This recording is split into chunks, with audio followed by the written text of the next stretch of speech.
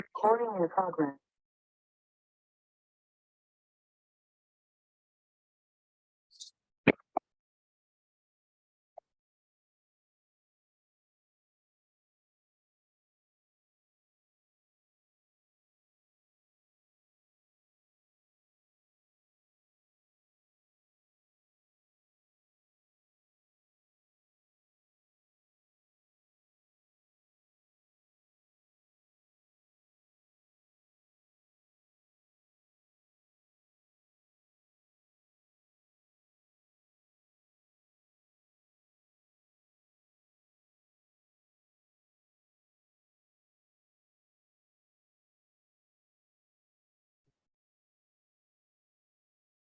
Bueno, buenas tardes a todos los que se han estado ya conectando. Estamos dando unos 5 minutos adicionales para las personas que recibieron hasta ahora el link. Qué pena, les ofrezco disculpas por el inconveniente que tuvimos con el link de Zoom, que tuvimos que mandar uno pues muy encima del tiempo. Entonces, por ese motivo le habíamos pedido a Carlos que diéramos unos 5 minutos más. Eh, ya tenemos como 13 participantes y seguro se van a ir conectando a medida que Carlos empieza a compartir su charla con nosotros.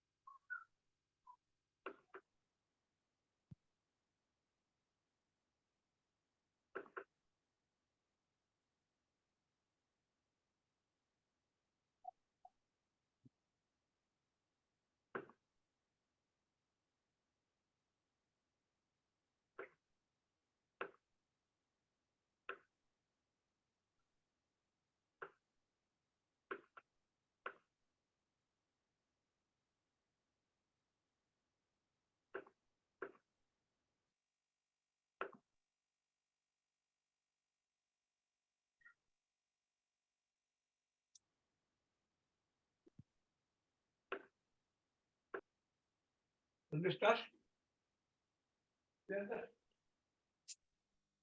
mandaron un nuevo enlace, ya entré. Tenía problemas.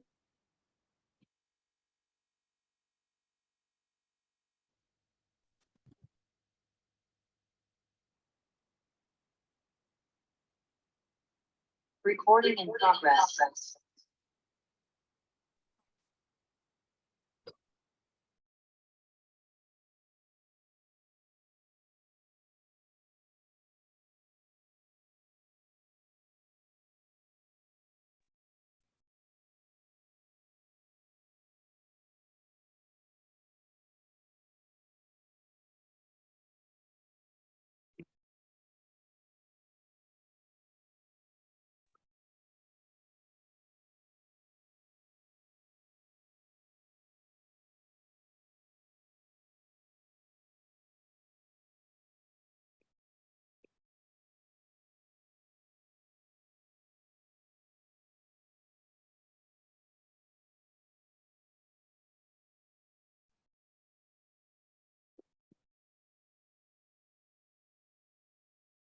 Bueno, muy buenas tardes.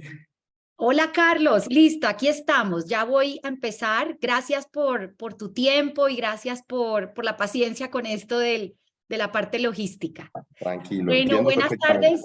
Gracias. Buenas tardes a todos. Hoy tengo el gusto de presentarles a Carlos Camargo Asís, actual defensor del pueblo. Carlos ha sido el defensor del pueblo desde agosto del 2020. Carlos es de Cereté, así que, y además es hermano de Francisco Camargo, quien está aquí, miembro adherente de Atarraya. Así que, Carlos, hoy estás en casa. Bienvenido a Atarraya. Es de verdad un placer para nosotros tenerte acá y pues te damos las gracias por este espacio. Les quiero contar un poco de Carlos. Carlos es abogado de la Universidad Sergio Arboleda, con maestría y doctorado en Derecho Administrativo. Realizó estudios de Derechos Humanos y Derecho Internacional Humanitario en American University en Washington, D.C. Es autor del libro Camino de Paz, medio siglo de experiencias y una mirada al caso colombiano. Carlos se ha desempeñado como director ejecutivo de la Federación Nacional de Departamentos. Además, ha sido magistrado y presidente del Consejo Nacional Electoral y en varias ocasiones estuvo encargado como cumpliendo las funciones de registro. También fue secretario general, registrador delegado para el registro civil y la identificación y jefe de la oficina jurídica del CNE. En el año 2010, Carlos fue escogido como uno de los 10 jóvenes más sobresalientes de Colombia por la Cámara Junior Internacional de Colombia. Recibió la orden civil en el grado de comendador del Consejo Distrital de Cartagena de Indias, la medalla de mérito de defensa a la patria de la Gobernación de Córdoba y la medalla Intendente Calixto Niño Monroy de la Policía Nacional. Hoy Carlos nos va a compartir su charla sobre, o nos va a dar su visión sobre el panorama nacional de derechos humanos y con un enfoque en prevención para nuestro departamento. Muchas gracias, Carlos, por estar aquí y te cedo la palabra. Muchas gracias, Liliana. Gracias por la presentación. Con las buenas tardes y un saludo muy especial para todos los miembros de este importante centro de pensamiento. Agradecer infinitamente por la invitación. Quiero extender un saludo a toda la junta directiva, al doctor Jairo Miguel Burgos de la Espriella, a su vicepresidenta, la doctora Liliana Arrieta, y a todos los miembros adherentes, a todos los participantes, invitados, amigos todos, agradecer esta invitación a esta reunión virtual en el marco de las actividades propias del Centro de Pensamiento Atarraya. Yo quiero, asimismo, contarles y compartirles un poco la experiencia, los diferentes contextos en relación con la situación de derechos humanos, como bien lo decía Liliana, una mirada primero al panorama nacional y por supuesto revisar el contexto territorial enmarcado en el departamento de Córdoba y sus distintas subregiones. Yo quiero También llamar la atención sobre varios aspectos que son de la mayor importancia, no sin antes, por supuesto, decirles a todos ustedes que estoy abierto a cualquier inquietud, a cualquier pregunta, porque entiendo y soy consciente de que esto es un tema poco familiar para muchos de los presentes, pero que encarna la mayor importancia y sobre todo el mayor compromiso, teniendo en cuenta de que esto no es un compromiso privativo del gobierno nacional, esto no es un compromiso privativo de las instituciones del Estado, sino también es un compromiso de todos los aquí presentes en este centro de pensamiento como miembros activos de la sociedad civil. Por eso quiero iniciar por hablarles de varios aspectos relacionados con el panorama nacional en materia de derechos humanos y exaltar la importancia y la posibilidad que me dan de acá, que me brindan acá de referir algunos de los hechos más relevantes y datos sobre el escenario nacional de riesgo en materia de derechos humanos en el país. Es una oportunidad muy valiosa para hacer un llamado a toda la comunidad, a toda la sociedad civil en general y, por supuesto, a las autoridades del Estado colombiano a reflexionar sobre la necesidad de actuar de manera urgente por la salvaguarda de los derechos humanos individuales y colectivos en Colombia. Hoy nos encontramos con suma preocupación ante un panorama en el que día a día registramos la vulneración de derechos humanos en los distintos territorios del país. Esta situación la observamos que cada vez más se torna más grisácea, se torna más oscura. No quiero pasar aquí a presentar un panorama apocalíptico porque ese no es el propósito, pero sí hablar sin tapujos, sin ambajes de cómo es la situación, teniendo en cuenta los 4 pilares sobre los cuales se cimienta la tarea que adelanta la Defensoría del Pueblo como institución nacional de derechos humanos, que tienen que ver sobre 4 aspectos fundamentales que tienen que ver con el derecho a la vida, el derecho a la integridad, el derecho a la seguridad y el derecho a la libertad de las personas en el territorio nacional y, por supuesto, nuestros connacionales en el exterior. Por eso, decir que la Defensoría ha venido evidenciando desde hace varios meses durante los distintos recorridos que hacemos en los distintos puntos cardinales de nuestra geografía, situaciones de precaria y de evidente vulneración a los derechos humanos. Por eso, como defensor del pueblo, encabezando la Institución Nacional de Derechos Humanos de Colombia y siendo vocero de los ciudadanos de este país, es mi deber manifestarles mis preocupaciones sobre la exacerbación de la violencia contra diferentes comunidades que sigue siendo una constante en nuestro país.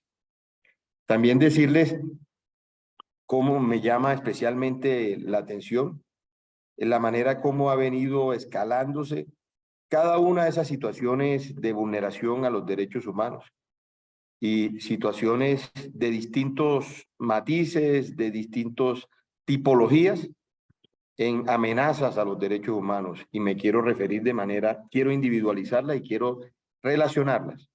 Y me refiero a las situaciones de desplazamiento forzado, masivo e individual e intraurbano en los distintos territorios. Producto generalmente por las confrontaciones o los enfrentamientos entre los grupos armados ilegales que buscan y pretenden mantener la hegemonía tanto territorial como esa hegemonía social sobre la población civil. También situaciones de extorsiones, situaciones de homicidios selectivos, situaciones de secuestros, situaciones que tienen que ver con las amenazas contra la población civil y todas aquellas situaciones que de una u otra manera han sido invisibles frente a lo que cotidianamente ocurre en materia de derechos humanos en nuestro país. Y por eso quiero llamar la atención sobre un aspecto que es muy importante, habida cuenta de que en el día de hoy tuve la oportunidad en Barranquilla de participar en un encuentro nacional y tuve la oportunidad de referirme de manera puntual a las declaraciones que emitió un líder negociador en la mesa que se viene adelantando con el Ejército de Liberación Nacional, relacionado con el reclutamiento forzado, uso y utilización de niños, niñas, adolescentes.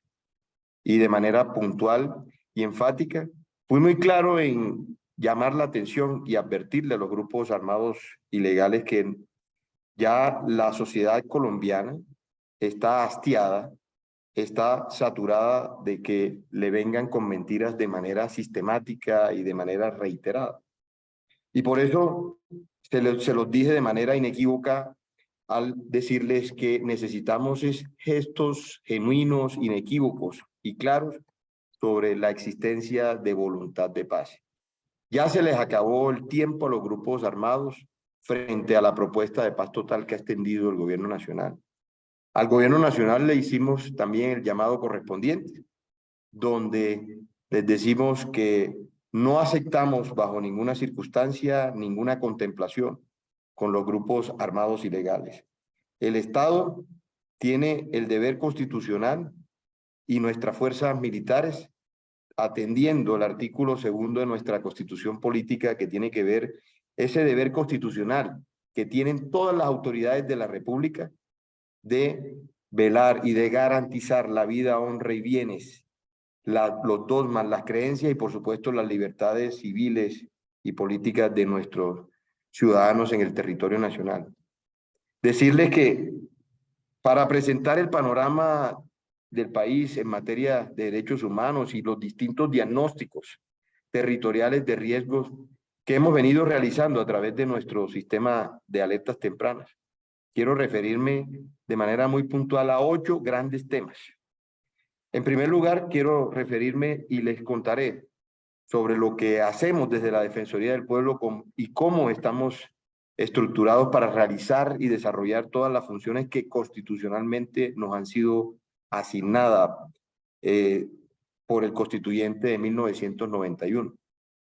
Decirles en segundo lugar que haré una descripción general, un balance, si se quiere decir de esa manera, de cómo se encuentra Colombia en materia de las distintas dinámicas de violencia, cuáles son los actores armados, cuáles son las conductas que de manera recurrente se vienen presentando, las conductas violentas y otros aspectos relevantes de los diagnósticos de riesgo que hemos venido realizando desde nuestro sistema de alertas tempranas. Y les quiero compartir que uno de mis coequiperos que hoy me acompaña es el doctor Ricardo Arias, que es el defensor delegado para la prevención de riesgos en derechos humanos y el sistema de alertas tempranas, que es ese instrumento que tiene el Estado colombiano para prevenir, para mitigar, para contener, para contrarrestar cualquier riesgo en materia de amenaza a los derechos humanos. Y cuando hago referencia a los riesgos, me refiero a las situaciones de reclutamiento forzado, me refiero a las situaciones de desplazamiento, de confinamiento de las comunidades, a las situaciones de extorsiones y también a cualquier situación relacionada con la vida, integridad, seguridad y libertad de las personas en el territorio. En tercer lugar, les presentaré una relación más detallada de las características específicas que determinan las diferencias en las condiciones bajo las cuales se configuran las dinámicas de violencia y los factores de amenaza o de riesgo en 8 macroregiones del país. En cuarto lugar, también me haré referencia y me quiero referir a los datos que hemos venido registrando, que hemos venido recaudando y recopilando sobre la evolución de las conductas vulneratorias en contra de líderes, lideresas y personas defensoras de derechos humanos, particularmente en lo que respecta a los homicidios que han minado la vida de esta población. También en quinto lugar me referiré teniendo en cuenta el grave impacto que ha tenido la declaratoria del cese al fuego bilateral decretado por el Estado colombiano y las 4 estructuras armadas ilegales. De cese al fuego que fue decretado en diciembre del año anterior y que nosotros desde la Defensoría del Pueblo hemos venido realizando el monitoreo correspondiente sobre todas las situaciones en torno al cumplimiento o al incumplimiento de ese cese al fuego por parte tanto de las fuerzas militares, que está sumamente claro y es notorio que han sido las únicas que han honrado ese cese al fuego decretado nuestras fuerzas militares. Así como también decirle que las estructuras armadas ilegales, como a continuación se las referiré, son las estructuras armadas ilegales en distintas subregiones del país, como va a quedar en evidencia, que han incumplido de manera directa o indirecta ese cese al fuego bilateral y esa voluntad explícita del gobierno nacional de querer adelantar cualquier proceso de diálogo. Quiero también, en sexto lugar, y teniendo en cuenta la importancia de esta temática en el contexto actual, realizaré también una descripción de las labores que adelantamos desde la Defensoría del Pueblo para advertir y prevenir la ocurrencia de hechos violentos que pueden afectar los certámenes democráticos del próximo 29 de octubre para la elección de las autoridades territoriales. Quiero, en séptimo lugar, realizaré un acercamiento más profundo a todos estos temas desde las condiciones y características específicas de las dinámicas que ocurren en el departamento de Córdoba. Y también, en octavo lugar, y finalmente presentaré algunas conclusiones frente a las acciones que hemos venido adoptando desde nuestras competencias y aquellas que consideramos indispensables de parte de las autoridades y, por supuesto, de parte también de la sociedad en general para atacar todos los factores que amenazan y que minan los derechos humanos en el país. Por eso, en primer lugar, quiero contextualizar un poco, porque para muchos seguramente es poco familiar las labores que adelanta la Defensoría del Pueblo, que tiene una concepción eminentemente constitucional, está prevista en el artículo 281 y 282 de nuestra Carta Política del 91. Es la entidad encargada de defender, de promocionar, de proteger y de divulgar los derechos humanos, las garantías y las libertades de los habitantes en todo el territorio nacional y de los colombianos residentes en el exterior frente a cualquier tipo, frente a cualquier acto, amenaza o acción por parte de cualquier acción ilegal, injusta, irrazonable, negligente o arbitraria de cualquier autoridad o de los particulares.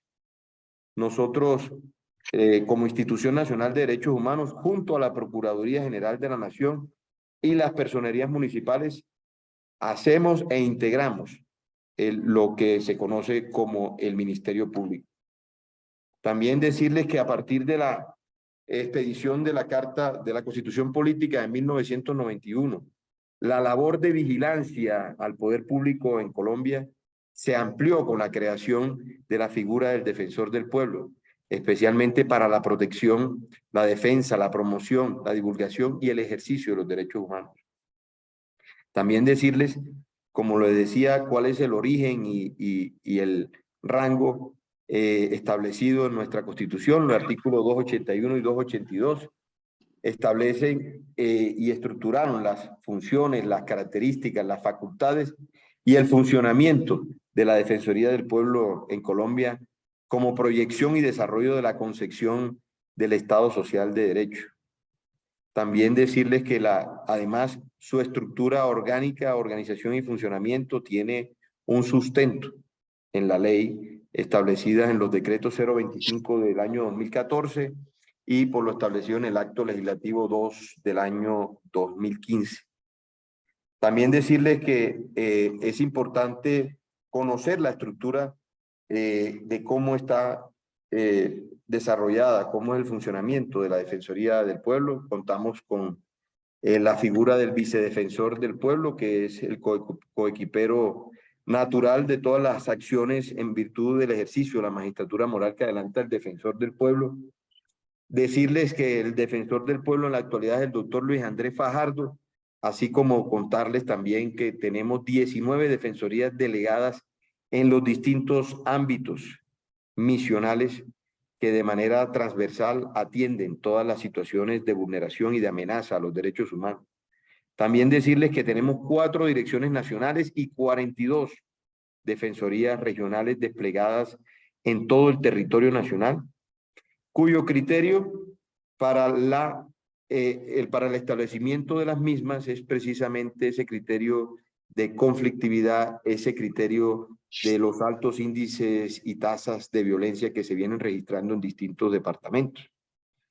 Las últimas defensorías regionales, valga la oportunidad para compartirle, fue la defensoría delegada para la defensoría regional para el sur de Córdoba, que atiende las situaciones de conflictividad en los municipios de esa subregión del sur de Córdoba, como son el municipio de Montelíbano, el municipio de Puerto Libertador, el municipio de San José de Uré y también el municipio de Valencia y Tierra Alta. También la Defensoría Regional para el Bajo Cauca antioqueño, donde es de conocimiento público los altos índices de conflictividad que por estos días han estado exacerbados y que conforme a nuestro sistema de alertas tempranas lo hemos venido advirtiendo de manera reiterada a través de las alertas tempranas que hemos emitido desde la Defensoría del Pueblo. También, en segundo lugar, quiero referirme al panorama nacional de riesgos, donde debo destacar el resultado de las actividades de monitoreo y de advertencia desde la entrada en vigor del decreto 2124 del año 2017. A la fecha hemos emitido 274 alertas tempranas. Repito, para mayor contexto, las alertas tempranas es el principal instrumento, óigase bien, que tiene el Estado colombiano para prevenir, para mitigar todos los riesgos en materia de derechos humanos. Decirles que 14 de esas alertas tempranas hemos emitido en lo que va corrido el año 2023, en los distintos departamentos, pero de manera especial para el departamento de Arauca, de Risaralda, de Tolima, de Guainía, del Meta, del Cauca, de Norte de Santander, Huila, y 2 de carácter binacional en las fronteras entre Colombia y Panamá. Colombia y Panamá y Colombia y el Ecuador. Y quiero referirme sobre la eficacia y sobre la importancia de estas alertas binacionales, teniendo en cuenta de que es el ejercicio piloto que podemos registrar y que está registrado y reconocido como una buena práctica en los escenarios a nivel internacional. De manera de que es muy importante referirme a estas 2 alertas binacionales, y me quiero referir en primer lugar a la alerta binacional con el hermano país de Panamá, que fue emitida el pasado 11 de abril y tuvo como epicentro en nuestro país los municipios de Turbo, de Necoclí y todos los municipios del Golfo de Urabá. También el municipio de Acandí, en el departamento del Chocó, el municipio de Juradó y el municipio de Unguía, en el Urabá chocuano. Y para la provincia del Darién, también específicamente sus distritos de Pinogama y de Chepigana, y las comarcas en Berá, Humrán y Guná, Chalá en el hermano país de Panamá. Contarles esa experiencia, toda vez que tuve la oportunidad con mi homólogo de Panamá, el doctor Eduardo Leblanc, de presentar la alerta temprana en el Darién panameño, donde pudimos presenciar de manera directa y sin ninguna clase de interlocución la manera como se desarrolla esa travesía que emprenden muchos de los migrantes de distintas nacionalidades para atravesar la selva del Darién. Una cosa es contarla y otra cosa es vivirla. No solamente por la inclemencia de la selva del Darién, sino también por el azote y el acecho por parte de los grupos armados ilegales. Los testimonios que nos compartieron la población migrante de distintas nacionalidades son testimonios escalofriantes, son testimonios espeluznantes que sería muy importante que ustedes como centro de pensamiento, como tanque de pensamiento, tuvieran la oportunidad de documentar y de registrar estos episodios, estos hechos y por supuesto registrar también estas situaciones vulneratorias a los derechos humanos. Contarles también que el escenario de riesgo se focaliza para migrantes y poblaciones vulnerables étnicas que habitan en la región fronteriza entre Colombia y Panamá ante la presencia y control de las autodefensas gaitanistas de Colombia, Clan del Golfo, y de otros grupos dedicados a la migración irregular que comparten redes nacionales y transcontinentales de tráfico de migrantes, así como grupos delincuenciales locales en posible proceso de organización o de estructuración. Contarles también que la población en riesgo identificada es una población migrante y susceptible a la condición de refugio, porque es importante llamar la atención y observamos cómo poblaciones de distintos grupos etarios, poblaciones de mujeres, madres, cabezas de familias, gestantes, lactantes, encontramos también niños, niñas, adolescentes, encontramos también jóvenes, encontramos población con orientación sexual e identidad de género diversa. Y encontramos también población mayoritariamente de nacionalidad venezolana, de nacionalidad ecuatoriana, también de distintos continentes. Encontramos población proveniente de China, también población proveniente de Bangladesh. De manera de que esto es muy importante tener el contexto de cuáles son las dinámicas de los distintos flujos migratorios que se vienen presentando a través de la selva del Darién y que teniendo muy presente cuál es la ruta que activan todas estas poblaciones migrantes, tanto de origen como de tránsito, como de acogida de distintas nacionalidades, al entrar a territorio colombiano, entran por el hermano país del Ecuador, entran por el municipio de Ipiales en la frontera y logran llegar, atravesar Nariño hasta llegar al eje cafetero y posteriormente llegar al Golfo de Urabá en los municipios anteriormente enunciados. Decirle también, contarles esa primera experiencia en la alerta binacional con el hermano país de Panamá, pero también contarles la alerta temprana binacional, que es el principal precedente que hoy por hoy tenemos las instituciones nacionales de derechos humanos para lograr visibilizar las problemáticas y exigir de los gobiernos lograr atender y lograr de la mejor manera encauzar con soluciones y medidas efectivas y necesarias a que se realice una migración ordenada, a que se realice una migración legal y sobre todo que se lleve a cabo una migración en condiciones dignas. Decirles que la alerta temprana binacional con el Ecuador y que fue emitida el pasado 7 de marzo y que advierte un escenario de riesgo para la comunidad indígena Aguá, que tiene un asentamiento principal en los departamentos de Cauca, de Nariño y de Putumayo, y donde el escenario de riesgo se deriva por la presencia y de las disidencias de la FARC, por también la presencia del Ejército de Liberación Nacional ELN y por los distintos grupos de crimen organizado. El principal interés de los grupos son la economía, como la coca, como la minería ilegal y por supuesto en la franja fronteriza ecuatoriano lograr prácticas como el ocultamiento de hombres y por supuesto de material de guerra y la venta y tráfico de armas. También es muy importante en el marco de esta alerta binacional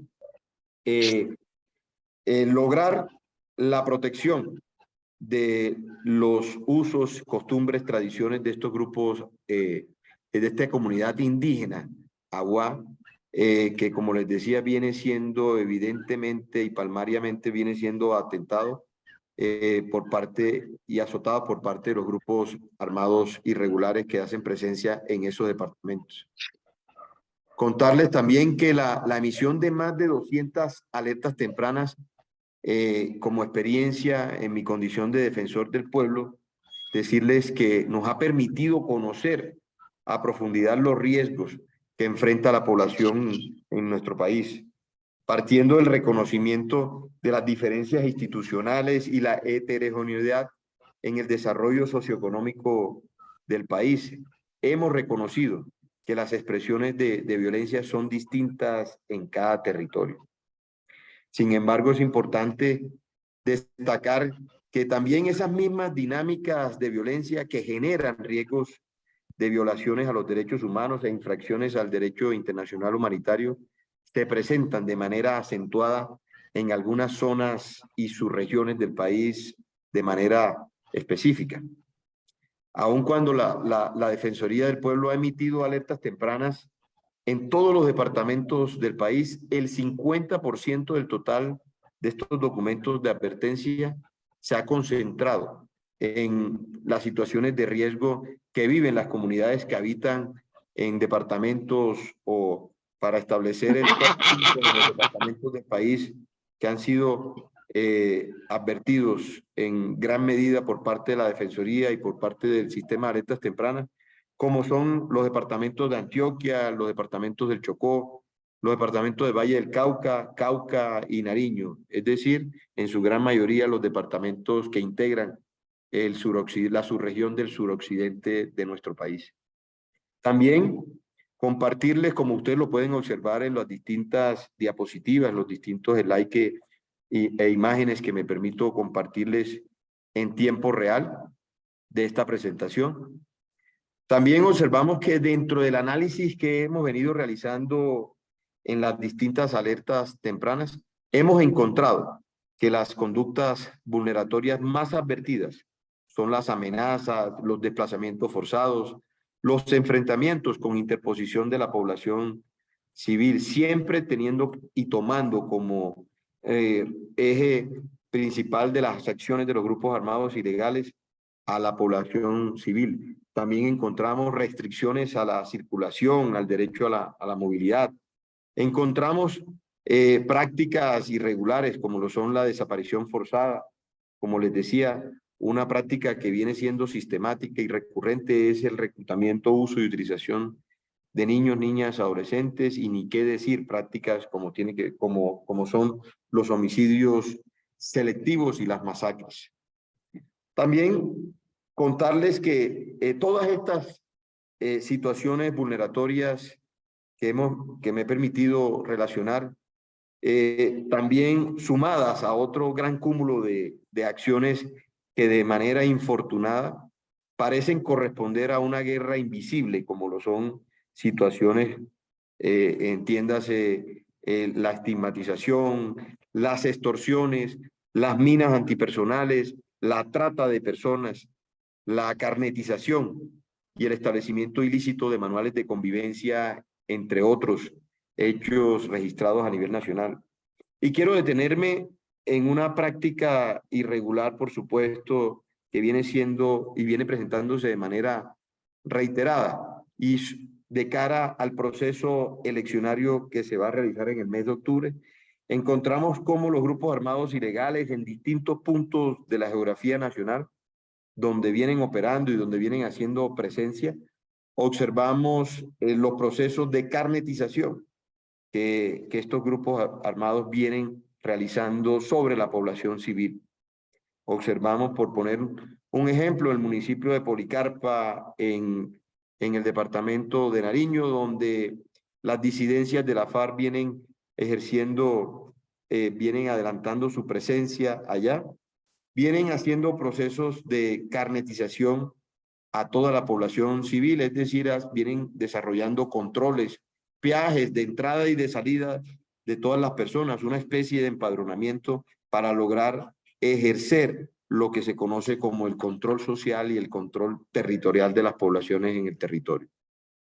También comentarles que de todos estos hechos de violencia que llevan a las comunidades a habitar en permanente estado de vulnerabilidad y en condiciones de indefensión, están directa o indirectamente, o están directa y estrechamente relacionadas con economías ilícitas que soportan el accionar delictivo de los grupos armados ilegales y de crimen organizado, como el narcotráfico, como la minería ilegal, como el contrabando, y también una práctica que se desarrolla mucho en las comunidades y en los sectores barriales, como lo es el fenómeno de los préstamos gota a gota. También decirles que precisamente más del 90% de las alertas tempranas emitidas advierte que los grupos armados ilegales y de crimen organizado acuden al narcotráfico como su principal fuente de financiación, como el principal combustible de para financiar el accionar delictivo. En días pasados, en semanas anteriores, nosotros a través del monitoreo que realizamos desde nuestro sistema de alertas tempranas, pudimos mostrarle al país y a la comunidad internacional cómo el carácter expansivo de los grupos armados irregulares. Y observamos cómo en menos de 8 meses las autodefensas gaitanistas de Colombia, Clan del Golfo, han acrecentado su presencia territorial. Pasamos de hablar hace 8 meses de una presencia, sobre todo en departamentos del noroccidente del país, en 12 departamentos, a una presencia hoy por hoy en 24 departamentos, a información registrada y reportada por el sistema de alertas tempranas de la Defensoría del Pueblo. Y es decirles que el carácter expansivo y el control hegemónico social y territorial que vienen desarrollando estos grupos armados e ilegales se ve y se observa especialmente reflejado en situaciones que vale la pena y sea esta la oportunidad para destacar. Conforme al último informe de la Oficina de las Naciones Unidas contra el delito y las drogas, encontramos que hay un aumento significativo del 35% en el área sembrada con coca en Colombia y de cultivos de uso ilícito, cifra reportada conforme a esta oficina de Naciones Unidas, donde Colombia representa el 61% y es vista como uno de los países que tiene mayor aporte, mayor contribución en la siembra y en el cultivo de los cultivos de uso ilícito. Esto para decirles que desde la Defensoría, y así lo he denominado, hemos hablado de la trilogía maldita, y frente a ello me quiero referir de manera puntual que bajo una ecuación encontramos que directamente proporcional a la expansión que han logrado los grupos armados irregulares, a la presencia en los distintos territorios, encontramos que ese carácter expansivo se ve reflejado también en el aumento significativo de las hectáreas sembradas con cultivos de uso ilícito. Y encontramos también que ese comportamiento está directamente e íntimamente relacionado con el crecimiento en los asesinatos de líderes, lideresas sociales y personas defensoras de derechos humanos. Y por supuesto, demostrarles, como les voy a compartir en una diapositiva, cómo en unas subregiones más que otras se observa cómo de manera evidente ese comportamiento se ha visto acrecentado por donde hacen presencia los grupos irregulares y donde de manera clara y evidente se observa un crecimiento significativo en las hectáreas sembradas de cultivos de uso ilícito. Quiero también decirles que en el país se reconoce como principal principalmente el accionar criminal de las autodefensas gaitanistas de Colombia, el Clan del Golfo, en extensos corredores que transitan distintos departamentos ubicados en el noroccidente y en el oriente del país. Observamos desde La Guajira hasta el Valle del Cauca, cubriendo departamentos como Magdalena, Sucre, Cesar, Bolívar, Córdoba, Antioquia, Chocó. Las autodefensas gaitanistas, Clan del Golfo, también tiene presencia en otros territorios, como Santander, Caldas, los municipios, los departamentos del Triángulo del Eje Cafetero, Cundinamarca y norte de Santander. Observamos también en la parte oriental del país.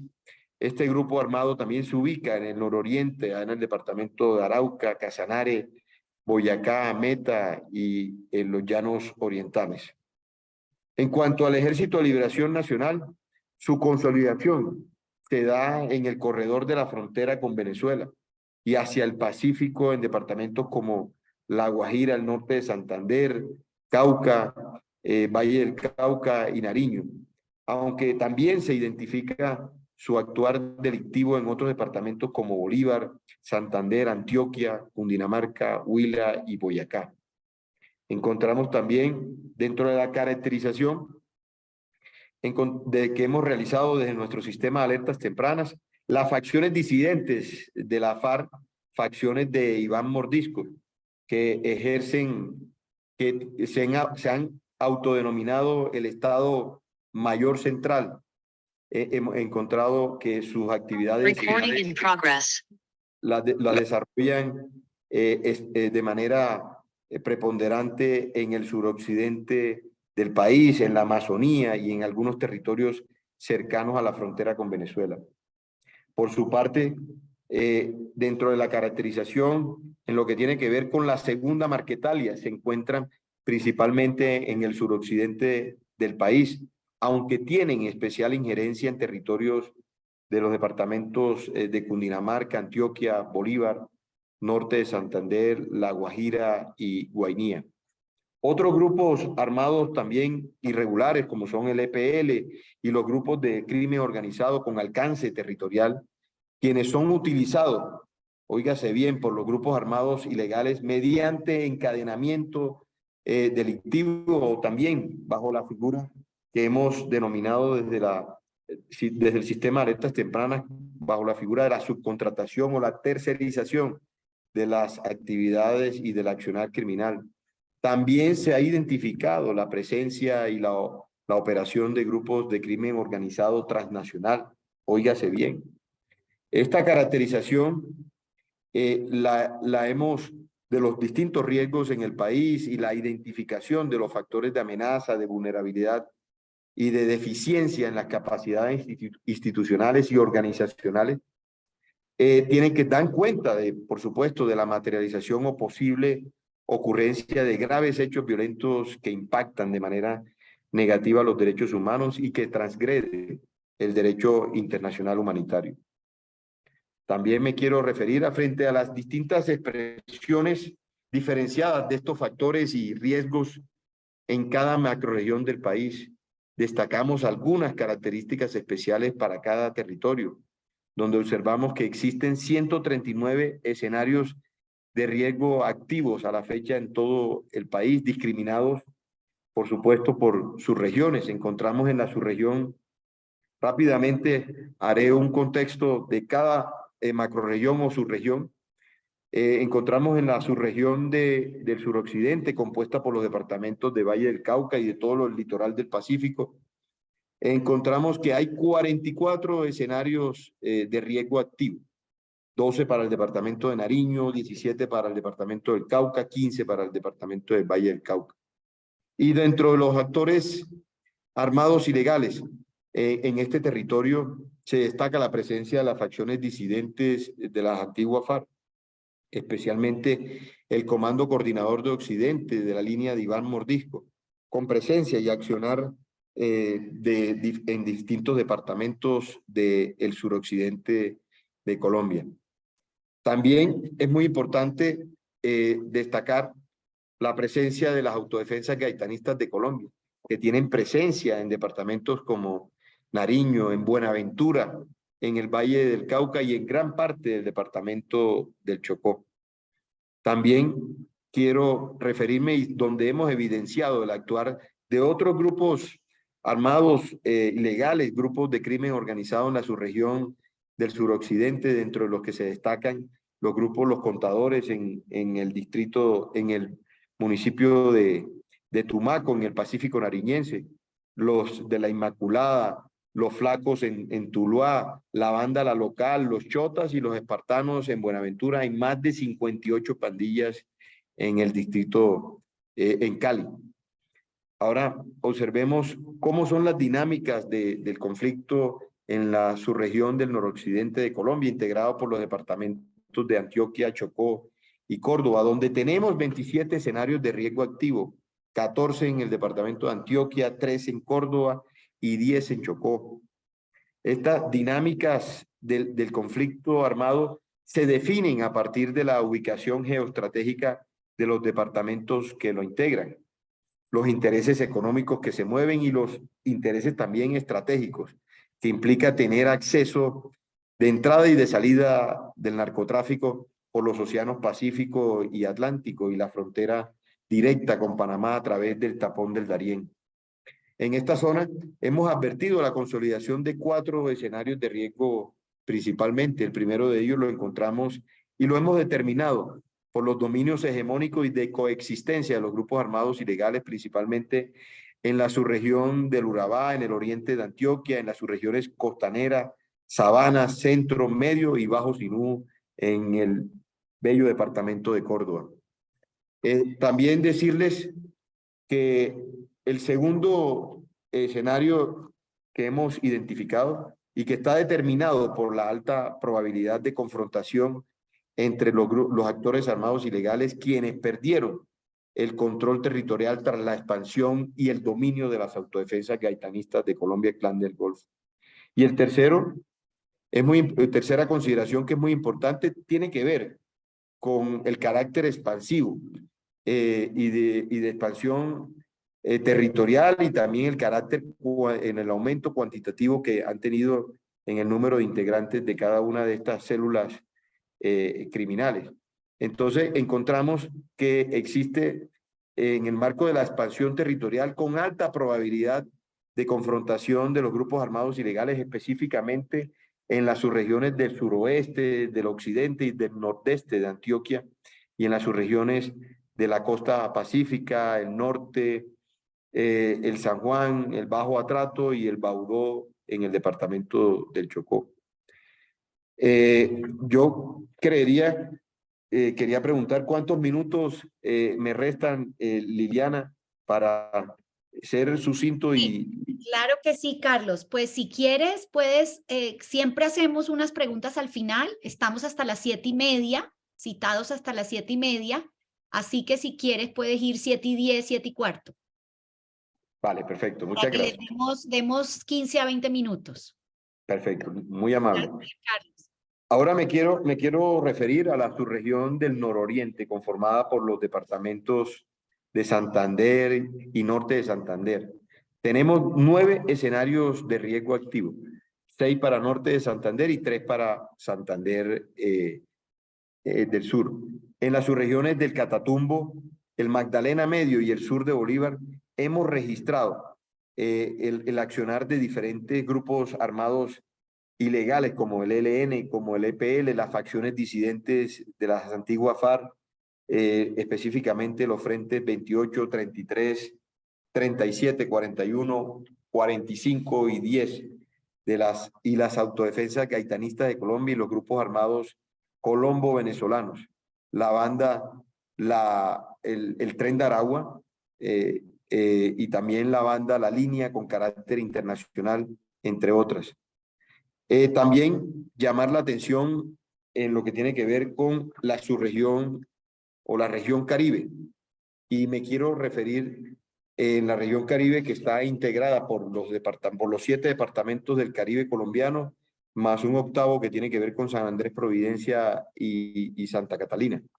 Decirles que el escenario de riesgo que se ha determinado o que hemos identificado desde la Defensoría, esto tiene que ver y se destaca por el control social y territorial de los grupos armados ilegales que tienen como principal propósito el desarrollo de economías ilegales como el tráfico ilegal de drogas ilícitas y armas, así como también la venta local de sustancias ilegales, la extorsión, los préstamos a tasas de usura, así como también el abigeato, el contrabando de gasolina, de minerales y de madera, y la ejecución de prácticas que reflejan diferentes expresiones de violencias basadas en género como la prostitución forzada, el turismo sexual y la trata de personas. También es muy importante llamar la atención sobre las dinámicas del conflicto o las dinámicas de violencia que se presentan en la subregión centroandina. Y por eso quiero hacer especial hincapié y énfasis en algo que el día de hoy me referí, y tiene que ver sobre la posible influencia de las facciones disidentes de la FARC, y me quiero referir de manera puntual, que ha sido tema de discusión y de polémica en los últimos días. Tiene que ver con la refundación del Frente 53 de la FARC. Y eso tiene que ver y tiene su área de influencia en la localidad 20 del Sumapaz. Eso tiene un origen y ha tenido unas dinámicas muy particulares, teniendo en cuenta de que es el acceso nada más y nada menos que a la capital de la República, donde nosotros también como Defensoría ya hemos llamado la atención sobre la presencia de Autodefensa Gaitanista de Colombia en la capital de la República, bajo la modalidad, como les decía y les compartí anteriormente, bajo la modalidad de la tercerización a través de bandas barriales que operan situaciones criminales como lo son el micro y el macrotráfico. Pero decirles, porque es un tema especialmente sensible, como es el acceso a la ciudad, a la capital de la República. Eso viene por todo el corredor de los departamentos y nacen en los corredores de los departamentos de Caquetá, de Guaviare y de Meta, cruzando el corredor de los parques naturales hasta llegar a la localidad 20 de Bogotá, que es también el Parque Natural Sumapaz, donde podemos decir hoy por hoy que hay presencia de los grupos armados irregulares en punto a las facciones disidentes de la FARC. Nosotros lo hemos venido advirtiendo desde el año inmediatamente anterior a través de las alertas tempranas. Por eso me ratifico en decirle que las alertas tempranas son el principal instrumento que tiene el Estado colombiano para prevenir todos estos riesgos, y por eso el llamado que hago tanto a las autoridades es que no sientan que las alertas tempranas es una afrenta o es la manera de nosotros atacar a cualquier administración, tanto del orden departamental como municipal. Todo lo contrario, es la manera de nosotros decirle a las autoridades territoriales que tenemos el mayor interés de anticiparnos a esas situaciones de riesgo que advertimos a través de las alertas tempranas, y dentro de las cuales hacemos sendas recomendaciones a todas las instituciones del Estado colombiano para lograr a través de adelantar gestiones, adelantar esfuerzos que nos permitan contener y nos permitan mitigar y prevenir toda esa serie de riesgos que se ven reflejados en amenazas y en vulneración a los derechos humanos. Quiero también referirme a la subregión Centro-Oriente, compuesta por los departamentos de Arauca, Boyacá y Casanare, donde es importante contextualizar lo que ha venido ocurriendo en los departamentos como Arauca, donde encontramos que hoy por hoy tenemos una población que oscila entre los 280.000 y los 300.000 habitantes en este departamento, que lo integran 7 municipios, y sobre los cuales podemos decir que 180.000 habitantes aproximadamente son víctimas de cualquier situación de derechos humanos, o bien de homicidios selectivos, o bien de situaciones de desplazamiento forzado, producto de los enfrentamientos entre los grupos armados ilegales, pero también producto de los enfrentamientos de estos grupos armados ilegales situaciones de confinamiento de las comunidades, pero también llamar la atención como recientemente, hace unas semanas, acompañamos a empresas petroleras que habían cesado sus actividades de exploración y de explotación, habida cuenta de prácticas extorsivas contra todas estas empresas y multinacionales que operan en este departamento del nororiente de Colombia. También referirme a la subregión de la Orinoquía, que comprende los territorios de los departamentos de Guainía, de Guaviare, del Meta, del Baupés y del Bichada, donde tenemos 14 escenarios de riesgo activo, 8 para el departamento del Meta, 2 para el departamento del Baupés, 2 para el departamento de Guaviare, 1 para Bichada y 1 para Guainía, donde se destaca la dinámica territorial del conflicto armado, donde observamos que se presentó un aumento en la intensidad de la violencia, especialmente en los departamentos del Meta, Guaviare y del Bichada. Y es importante traer a colación las últimas situaciones de desplazamiento forzado en la población o en las personas en proceso de reincorporación en los antiguos espacios territoriales de reincorporación en mesetas en el departamento del Meta, donde esa población que le apostó al proceso de paz venía siendo desplazada por parte de otro grupo armado irregular en todas esas situaciones de violencia que se vienen presentando en los territorios.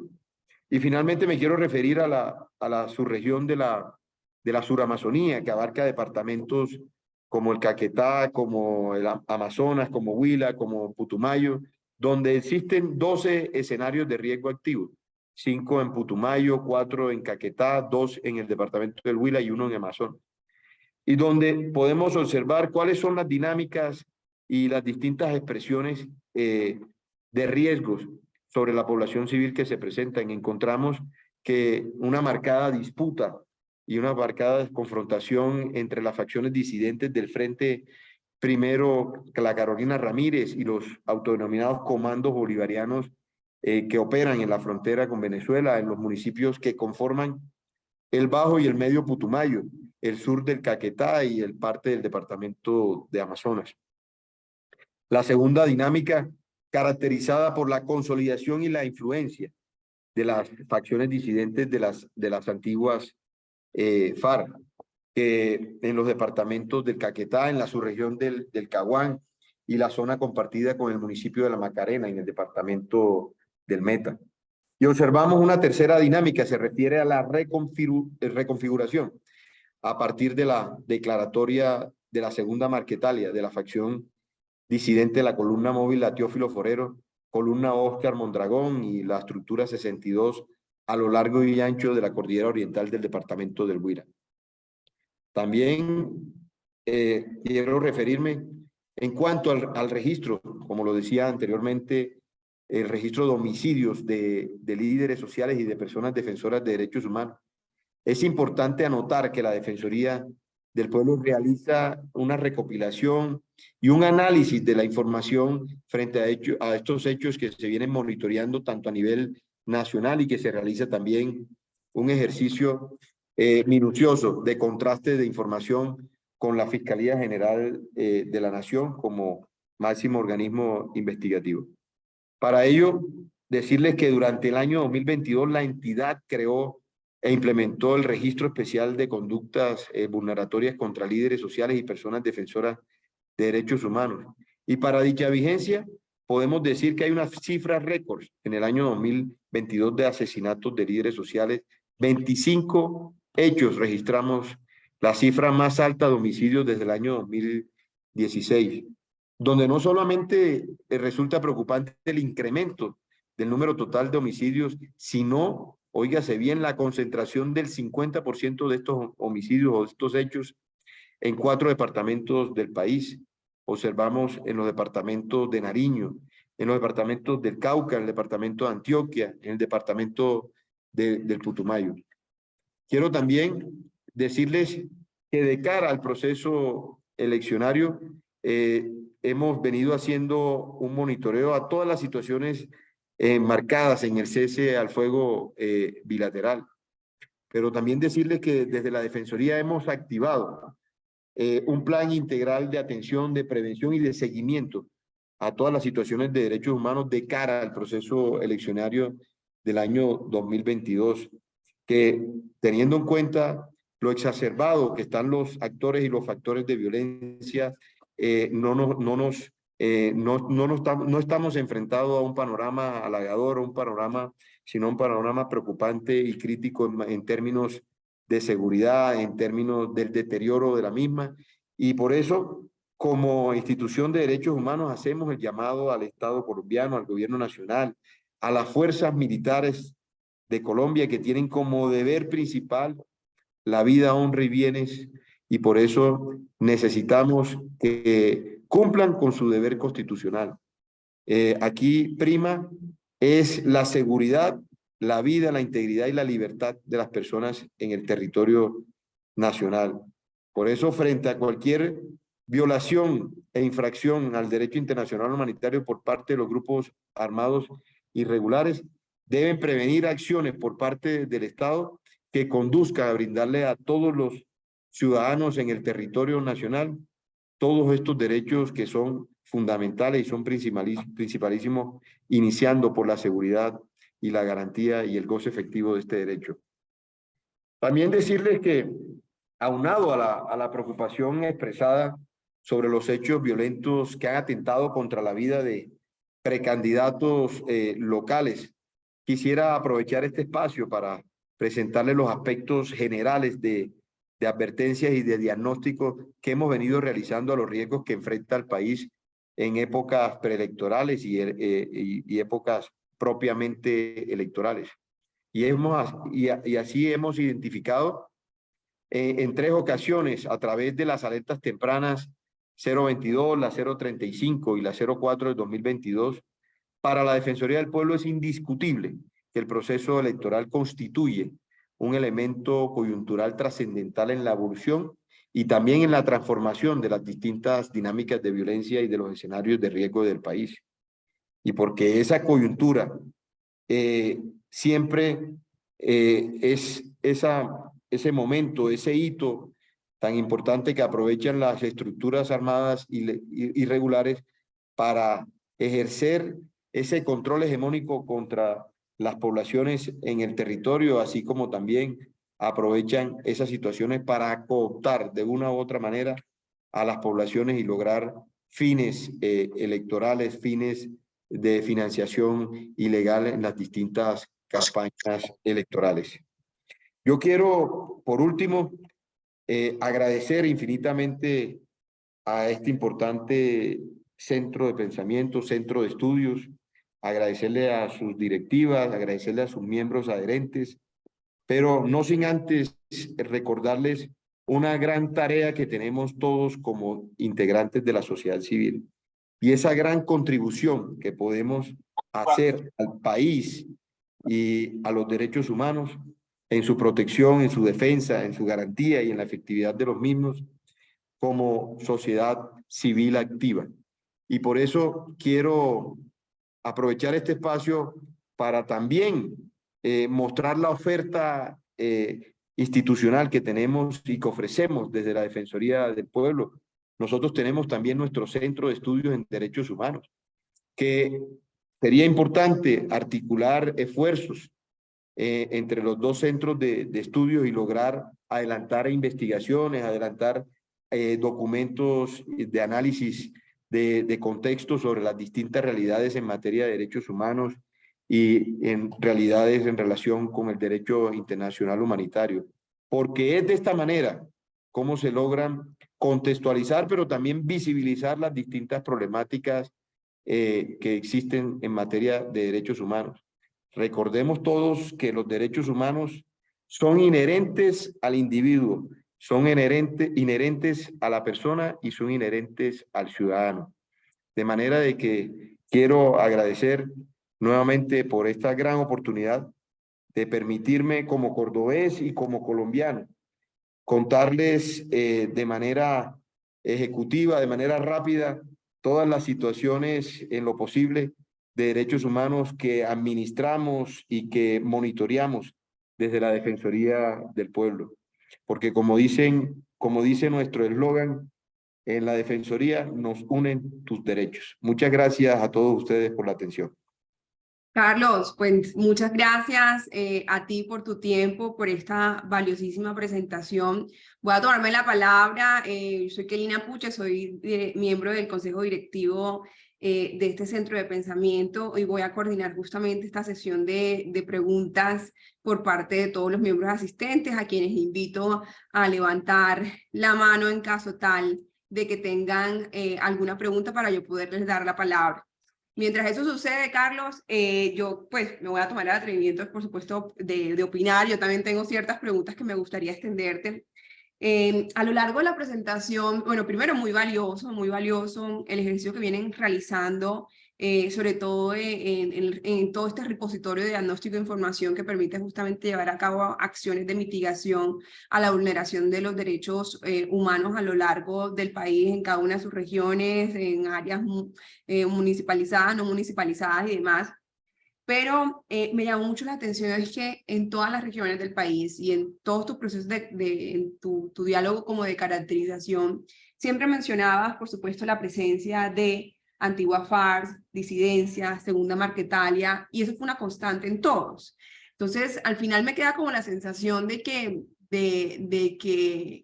este gobierno, de alguna u otra forma, le estamos entregando de nuevo al país a que estos grupos que han decidido o retirado de esos procesos de paz, se tomen otra vez la presencia en estas zonas, en esa Colombia profunda que muchos denominan y demás, pero fue algo constante a lo largo de tu presentación, lo cual me parece súper peligroso porque además son grupos que han perdido también como todo su enfoque doctrinal y han terminado advocados en el tema del narcotráfico y ahí se han quedado. Entonces, eso por supuesto en esas zonas donde el narcotráfico tiene una mayor presencia, pues también se ven algún tipo de correlación con la mayor incidencia en la vulneración de los derechos humanos y una cifra que pues por supuesto genera muchísimo choque, que es el número de líderes sociales asesinados en el último año, con esta cifra histórica que tú nos presentas. Así que es como una sensación que me queda como al final de escucharte en toda tu presentación. Y la pregunta que yo te quiero dirigir, Carlos, es ¿qué herramientas tiene la Defensoría para proteger justamente a la ciudadanía o a la persona frente a la vulneración de sus derechos? No sé, tienen algunas casas de protección. Yo quiero conocer un poco cómo funciona eso, o si no lo tienen, de qué manera se articulan para acercar la oferta nacional o para alinearse con otro tipo de entidades que a mi juicio son muy importantes en la protección de los derechos humanos, que no sé, la Fiscalía y el otro resto de entidades que hay en el gobierno justamente para garantizar la protección de los derechos. Entonces sí me gustaría de pronto que me pudiese responder esa pregunta. Muchas gracias, Lina, y de verdad muy oportuna tu inquietud, y debo contestártela de manera clara y teniendo en cuenta de que las dinámicas de conflicto han venido mutando. Entonces observamos que ya la guerra de hoy no era la guerra de hace otra década o hace un lustro. Ya aquí tenemos otra variable, como lo es el narcotráfico como principal fuente de financiación, como principal combustible. Y frente a ello, que han venido las diferentes células criminales, han venido consolidando rutas de narcotráfico, han venido cooptando y ejerciendo un control hegemónico social y territorial, porque si lo que podemos observar es que ha habido un carácter expansivo de las estructuras armadas ilegales. Pero hay otra situación, otra variable que es muy importante que evaluemos. Ya esto no es una guerra por ideales políticos entre el Estado y cualquier estructura armada ilegal que se agrupa o que se consolida como grupo que va a través de las armas a pelear el poder contra el Estado. No, aquí ya hay otros matices. Encontramos de que hay no solamente ya el tráfico de armas, como le conté en muchas de las subregiones, en las caracterizaciones que les presentaba, sino que hay el desarrollo de múltiples actividades ilícitas. Observamos en unas subregiones más que otras. Observamos el tema de la minería ilegal, por poner un solo ejemplo, donde tenemos como epicentro del desarrollo de esa actividad de minería ilegal, podemos tomar como referente el Bajo Cauca antioqueño, donde observamos situaciones de cómo se han venido desarrollando la minería ilegal en toda esa parte del departamento de Antioquia y parte también del sur de Córdoba. Y extensivo también al departamento, a los departamentos o a la subregión del sur de Bolívar. Entonces, aquí ya son otros los matices, son otros los ingredientes. La guerra, como se los he dicho, ha venido sufriendo una metamorfosis. Ya los actores armados ilegales no están peleando por ideales ni por a través de las armas acceder al poder, sino el interés de ellos es lograr consolidar rutas de narcotráfico, apropiarse de los corredores geoestratégicos para lograr movilizar, sacar la droga hasta distintos países del mundo. De manera de que es un tema que hemos venido mostrando, visibilizando desde la Defensoría de cómo han sido las distintas dinámicas en materia de vulneración a los derechos humanos. Muchas, y también decirles que muchas de esas estructuras que hoy están, por eso hablaba de redes transnacionales, hablaba también de estructuras nacionales y hablaba también de estructuras locales. Muchas de esas estructuras no se acogieron al proceso de paz en el año 2016. ¿Sí? Y por eso estamos viendo que hoy la estructura, por poner un ejemplo, la estructura de Iván Mordisco, que es una estructura que tiene como fuente de financiación el narcotráfico, como combustible el narcotráfico, no quiere decir de que las otras estructuras ilegales no lo tengan, lo tienen, ¿sí? Por el contrario, observamos que han venido creciendo y han venido fortaleciéndose en ese propósito y como lo es el accionar criminal y lograr ejercer un control hegemónico contra la población en los distintos territorios. Okay. ¿Qué estrategias, escúchame, qué herramientas, escúchame porque es parte de la respuesta, qué estrategias nosotros venimos implementando desde la Defensoría? Nosotros tenemos una estrategia muy importante que es la Casa de los Derechos. Y es una estrategia que una vez llegué en el año 2020, activamos, y es lo que yo he denominado es una Defensoría a otra escala. ¿Qué quiere decir? Vamos también ofreciendo todo nuestro menú, nuestra carta de servicios institucionales. Ya hoy tenemos presencia en distintos puntos de la geografía para atender ¿a quién? Atender a población migrante de distintas nacionalidades que atraviesan los distintos departamentos. Encontramos que tenemos Casa de los Derechos en el municipio de Soledad, en el departamento del Atlántico, en el área metropolitana, en el municipio de Bello, en el área metropolitana de Medellín. Tenemos en el municipio de Puerto Santander, allá en la frontera con Venezuela. Tenemos también en el distrito de Agua Blanca, en el municipio de Cali, la ciudad de Cali. Tenemos también, próximamente vamos a tener la Casa de los Derechos en el municipio y en mi bella tierra, Cereté, donde vamos a ofrecer toda nuestra gama de servicios institucionales, así como también tenemos y próximamente vamos a establecer la Casa de los Derechos en el municipio de Ciénaga, que es tiene una posición geoestratégica habida cuenta de que es la troncal del Caribe, donde se reciben y donde transitan población proveniente de Venezuela, provenientes de los Santanderes, provenientes del norte de Colombia, de La Guajira, del Magdalena, para cruzar hacia el interior del Caribe colombiano.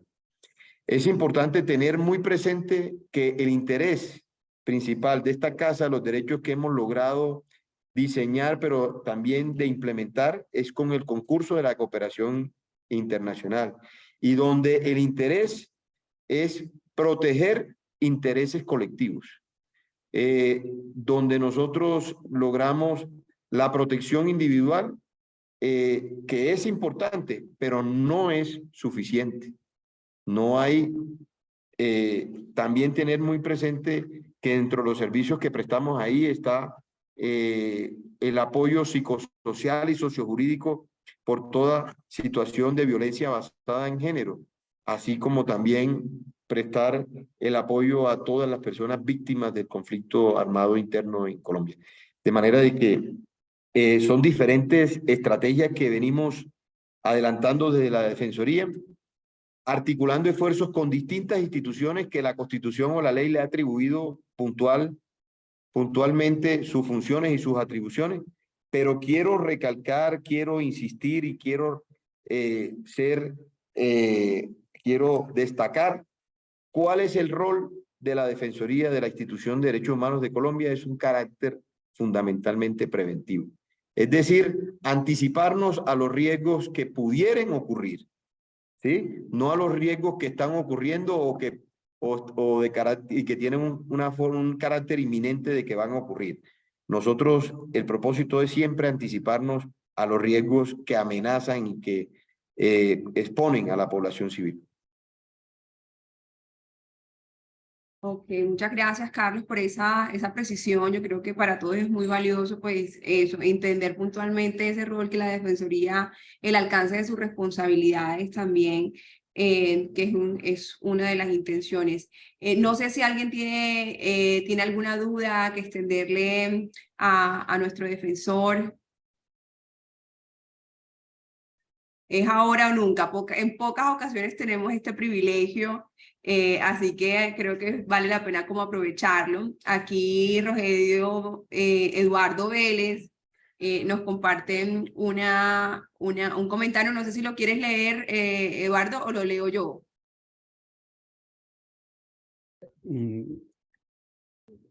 Adelante, Eduardo. Gracias, doctor Carlos Camargo, por su presentación tan objetiva y tan realista.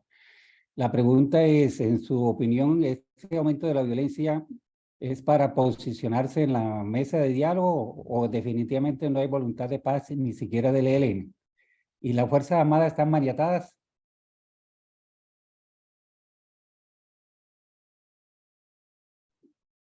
Un saludo muy especial, doctor Rogelio.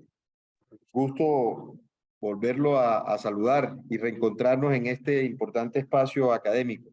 Yo quiero iniciar por decirles, en relación a ese ejercicio de monitoreo, en virtud de nuestras facultades constitucionales que hemos venido desarrollando desde la Defensoría, sobre el cese al fuego bilateral decretado entre el Estado colombiano y las 4 estructuras armadas.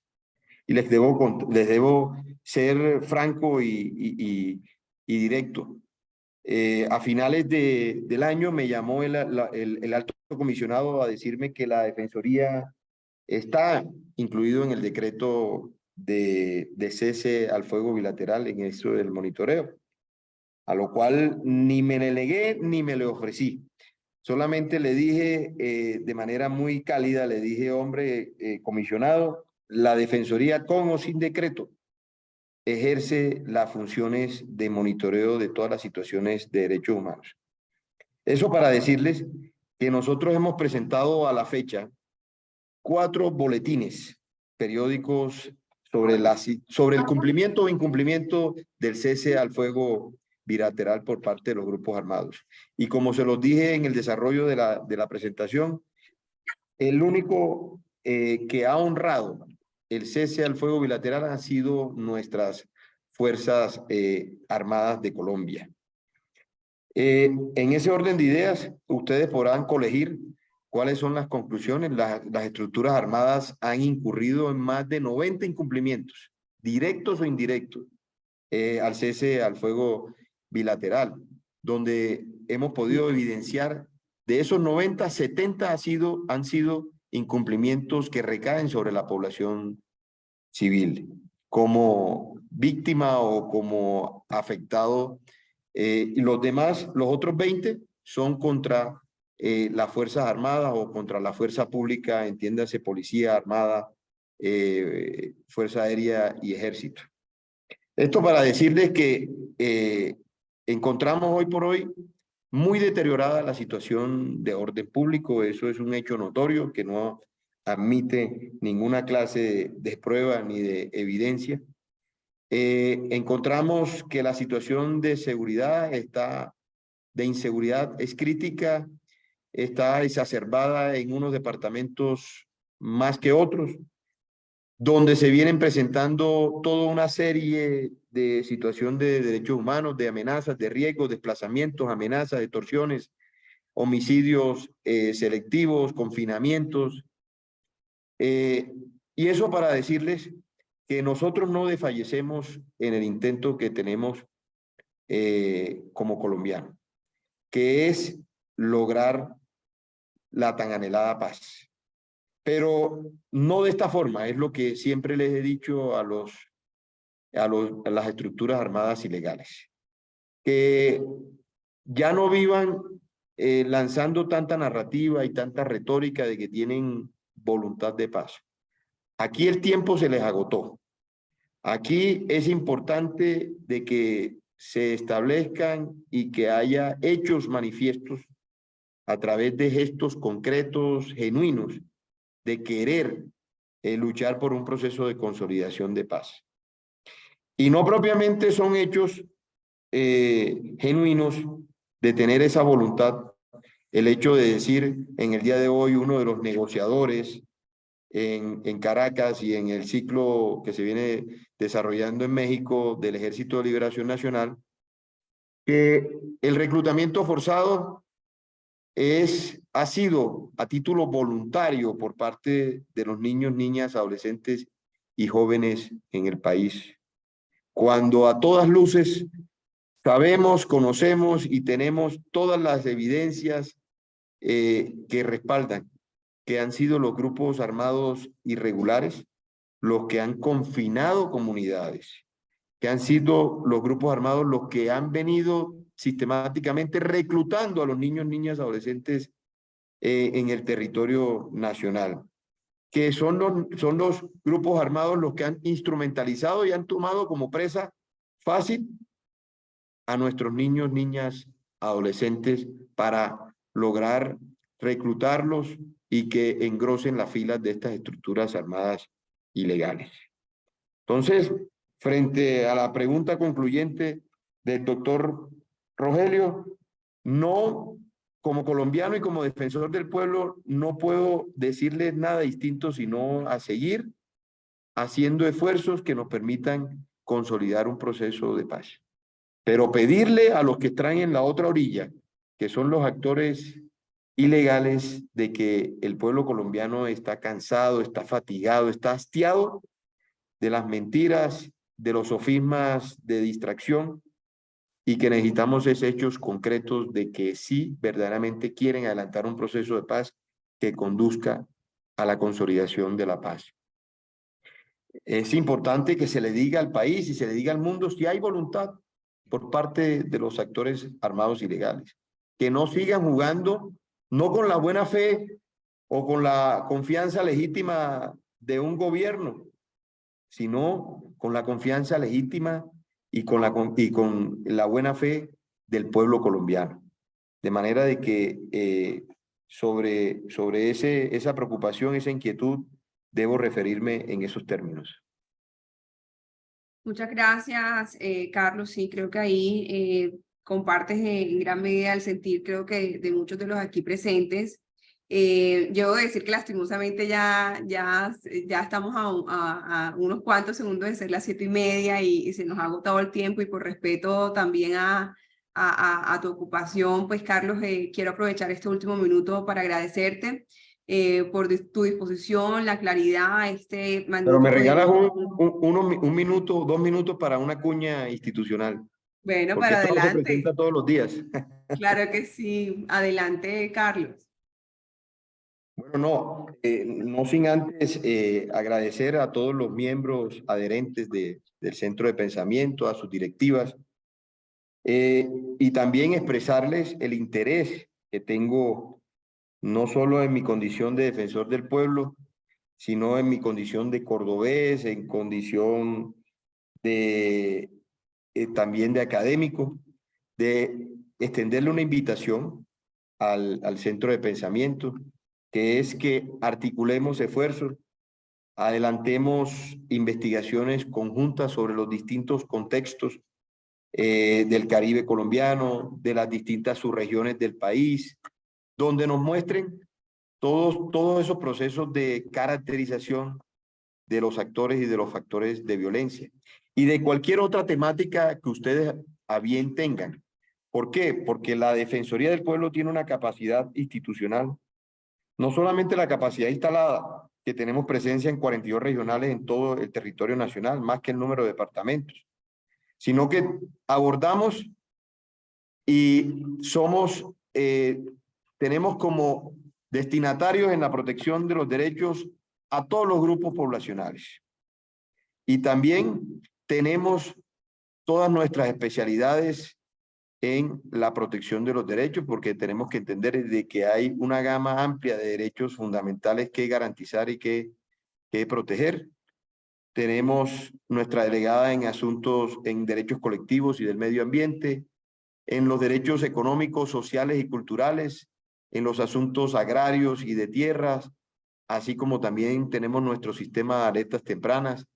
Tenemos los derechos de la población de niños, niñas, adolescentes, de la primera infancia, del adulto mayor, asuntos de equidad de género.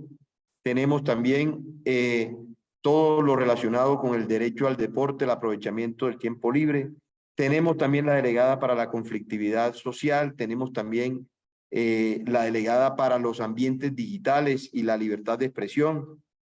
De manera que tenemos una amplia gama de servicios que ofrecer. Tenemos el servicio de Defensoría Pública, donde es ese apoyo técnico a través de los abogados que les presten los servicios gratuitos a cada uno de los ciudadanos en el territorio, sobre todo a los ciudadanos en condiciones de vulnerabilidad socioeconómica.